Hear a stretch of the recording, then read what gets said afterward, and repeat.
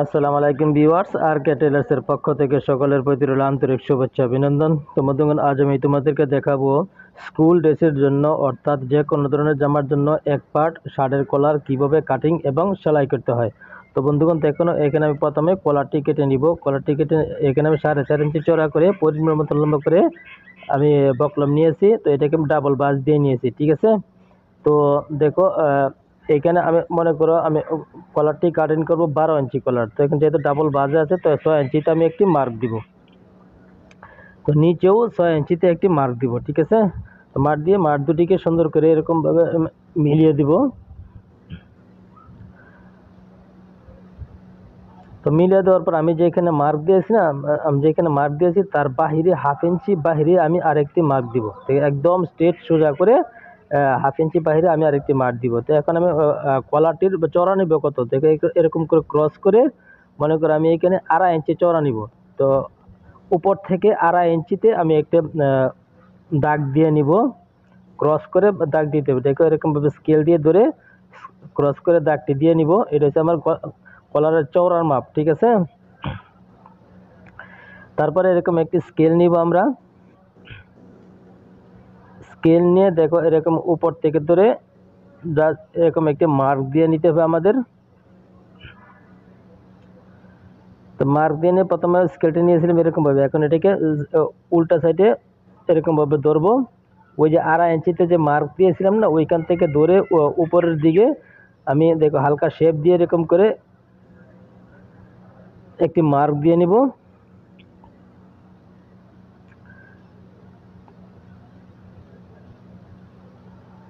তারপর দেখো এখানে আমি ক্রস করে আরেকটি মার্ক দিয়ে নেব। মার্ক দিয়ে এখানে একটু শেপ দিয়ে, এটা হচ্ছে আমাদের ব্যান্ড, ঠিক আছে। তো ব্যান্ডের একটু হালকা রাউন্ড শেপ দিয়ে নিব এরকমভাবে।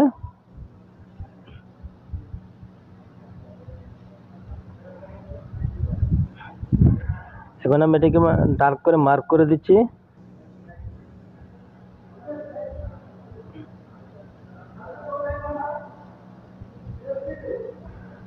এখন জাস্ট এটাকে কি করব, আমি মার্ক অনুযায়ী কেটে নেব। তো আমি পিন আপ করে নিচ্ছি যাতে এদিক সেদিক না হয় কাটিং করার সময়, যেহেতু এখানে দুটি পার্ট আছে, ডাবল পার্ট, ঠিক আছে। তো আমি যে মার্ক দিয়েছি এখন জাস্ট মার্ক অনুযায়ী আমি কেটে নিচ্ছি।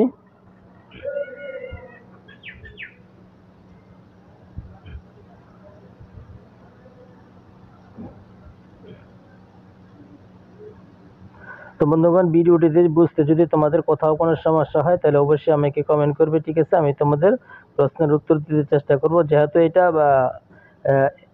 সিঙ্গেল পার্ট, ঠিক আছে, অর্থাৎ এক পার্ট, এখানে এটা আমি মাঝখান দিয়ে কাটবো না, আলাদা করবো না, ঠিক আছে। যদি যদি 2 পার্টের কলার হতো তাহলে দেখো এখানে যে আমি দাগ দিচ্ছি না, এই দাগ অনুযায়ী এটাকে আমার কেটে নিতে হইতো, অর্থাৎ ব্যান্ডটাকে আলাদা করে নিতে হতো, ঠিক আছে।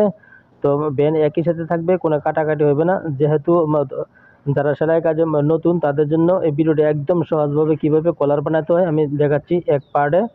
তো তারপরে এটাকে আমি কাপড় ইস্ত্রি দিয়ে লাগিয়ে নিয়েছি। এখন নিচের সাইডটা অর্থাৎ ব্যানের সাইডটাকে দেখো আমি এরকম ফোল্ডিং করে সেলাই করে নিচ্ছি। তো বন্ধুগণ, তোমরা যারা সেলাই কাজে নতুন এই ভিডিওটি দেখলে একদম মনোযোগ সহকারে যদি ফার্স্ট টু লাস্ট দেখো তাহলে তোমরা আমার মতন করে এরকম করে কলার তৈরি করতে পারবে, তোমাদের কোনো সমস্যা হবে না।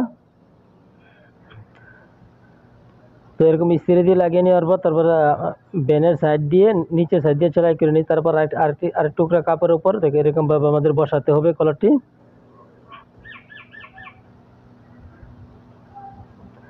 এরকমভাবে বসিয়ে এখন জাস্ট কলারের একদম কিনারা দিয়ে, ঠিক আছে, কলারের উপর সেলাই হবে না। দেখো এখানে প্রথম অবস্থায় ভালো করে ব্যাক স্টিচ দিতে হবে, এখানে দিয়ে জাস্ট কলারটি যে শেপ আছে সেই অনুযায়ী আমি সেলাই করে নিব। তো দেখো এখানে কর্নারে আসার পর আমাদের কি সেলাই স্টপ করতে হবে। স্টপ করে দেখো এরকমভাবে আমাদের ডাবল সুতা নিতে হবে, নিয়ে জাস্ট কাপড়ের ভিতর ঢুকিয়ে আর এক ফোর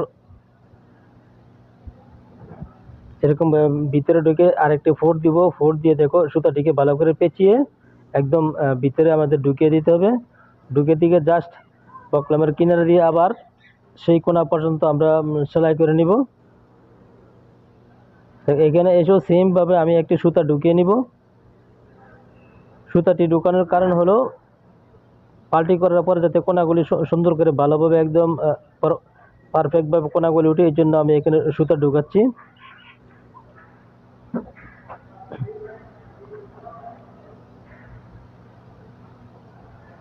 তো বন্ধুগণ, ভিডিওটিতে যদি ভালো লাগে তাহলে অবশ্যই আমার চ্যানেলটিকে সাবস্ক্রাইব করবে এবং পাশে থাকা বেল আইকনটি ক্লিক করে রাখবে, যাতে পরবর্তীতে এমন ধরনের নিত্য নতুন ভিডিও আপলোড করার সাথে সাথে তোমাদের নোটিফিকেশনে চলে যায়। দেখো, সেলাই করার পর এখন আমি সেলাই পরিমাণ কাপড় রেখে, অর্থাৎ কলার শেপ অনুযায়ী আমি এটিকে কেটে নিচ্ছি, অর্থাৎ বেশি কাপড়টুকু কেটে ফেলে দিচ্ছি।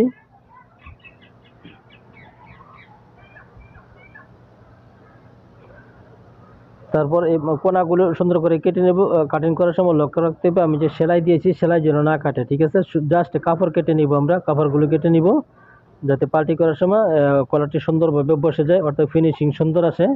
এখন জাস্ট পাল্টি করে নিব, নিয়ে সুতা দিয়েছে, সুতার ভিতরে টান দিলে কোনাগুলি সুন্দর করে উঠে যাবে। এরকমভাবে সুতার টান দিয়ে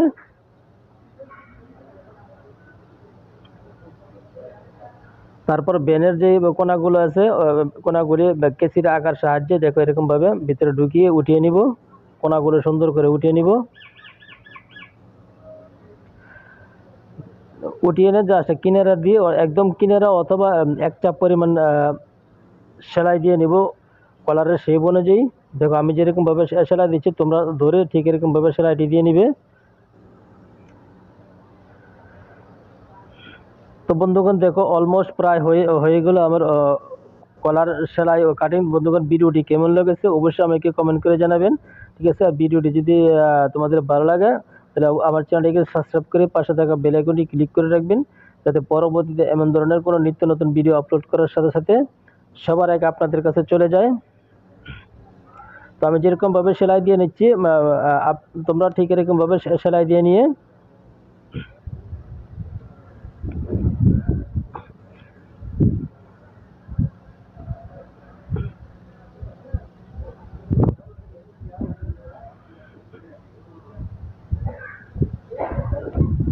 তো নিচের সাইডটা দেখো,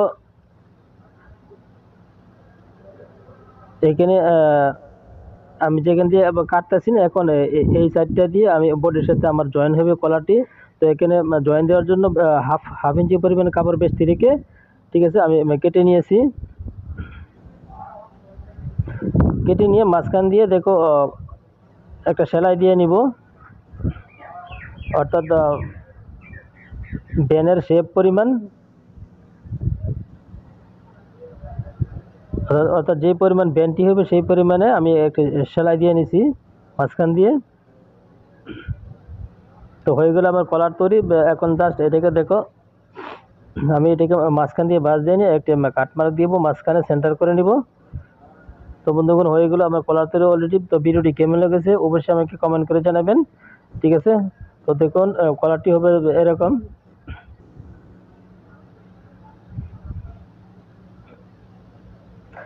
বন্ধুগণ, আমি একদম সহজভাবে আপনাদেরকে দেখেছি, তো তাতেও যদি কোথাও কোনো বুঝতে সমস্যা হয় আমাকে কমেন্ট করবেন, ঠিক আছে। আমি তোমাদের প্রশ্নের উত্তর দিতে চেষ্টা করবো ইনশাল্লাহ। তো বন্ধুগণ, আজকের মতো এখানে বিদায় নিলাম।